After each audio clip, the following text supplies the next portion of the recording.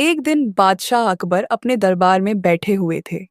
दरबार में राज्य के कामकाज पर चर्चा चल रही थी कि तभी दरबान घबराया हुआ अंदर आया और बोला, हुजूर, महल के बाहर दो आदमी एक थैली को लेकर आपस में झगड़ रहे हैं। बादशाह ने तुरंत हुक्म दिया, उन्हें अंदर बुलाओ। दोनों आदमी दरबार में लाए गए। अकबर ने पूछा, बताओ, मामला क्या है? पहला आदमी बोला, जहांपनाह, मेरा नाम काशी है। मैं तेल बेचने का काम करता हूँ।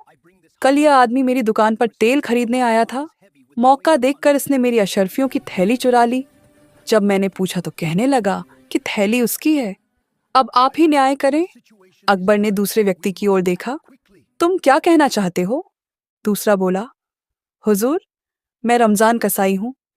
ये आज मेरी दुकान पर आया था और जब मैं आज के कमाए हुए पैसे यानी अशर्फियाँ गिन रहा था, तभी इसने मुझसे थैली छीनी और कहने लगा कि वह उसकी है। अब यह झूठा मुझ पर इल्जाम लगा रहा है। मैं गरीब आदमी हूँ, आप मुझे मेरा हक दिलाइए। दोनों की बातें सुनकर बादशाह अकबर सोच में पड़ गए। सच कौन बोल रहा है, ये समझना मुश्किल था। उन्होंने बीरबल को बुलाकर कहा, बीरबल, इन दोनों में से कौन सच बोल रहा है, इसका पता लगाओ। बीरबल ने दोनों से थैली मंगवाई। थैली में अशर्फियां भरी थीं।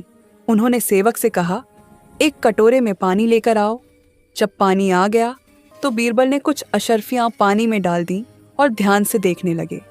फिर बोले, हुजूर, ये अशर्फियां कसाई की हैं, क्योंकि पानी में डालने पर इनसे तेल के कोई बुलबुले या तैरते कण नहीं निकले। अगर यह अशर्फियां तेली की होती तो उन पर तेल के निशान जरूर होते। अकबर मुस्कुराए। बहुत ही बुद्धिमानी की बात कही बीरबल। दोनों को फिर दरबार में बुलाया गया। बीरबल ने कहा, काशी तेली, तुमने झूठ बोला है। यह थैली तुम्हारी नहीं, रमजान कसाई की है। तेली अब भी जिद पर अड़ा रहा तो बीरबल ने कटोरा उसकी ओर बढ़ाते हुए कहा, देखो, अगर यह अशर्फियां तुम्हारी होती तो इन पर तेल होता, लेकिन ऐसा कुछ नहीं है।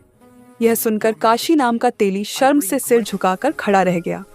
बादशाह ने आदेश दिया, तेली को झूठ बोलने के अपराध में जेल में डाल दो और कसाई को उसकी थैली वापस कर दो। दरबारियों ने बीरबल की बुद्धिमानी की खूब प्रशंसा की और अकबर मुस्कुराकर बोले, सचमुच बीरबल जैसा बुद्धिमान कोई नहीं।